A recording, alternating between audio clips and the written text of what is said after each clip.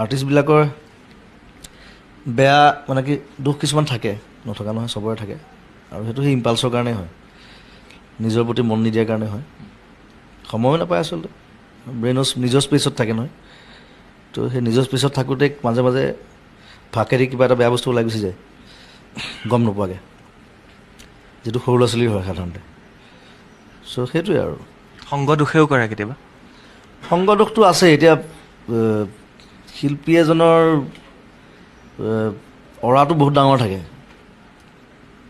Friends circle বহুত ডাঙৰ থাকে, এনি টাইম মানুহৰ লগত থকা হয়, বিভিন্নজনক লগ পোৱা হয়, ভাল মানুহো লগ পায়, বেয়া মানুহো লগ পায়, ঠগো খায় বহুত। ঠগ খোৱাটো খুব বেছি আৰ্টিষ্টৰ, আৰু একদম হাঁহি হাঁহি ঠগি গুচি যায় মুখৰ আগতে, গম নাপায়। খাইছে না ঠগ? মইতো ঢেৰ খালোঁ, মোৰ আৰু ঠগি শেষ কৰি দিলে মোক মানুহে।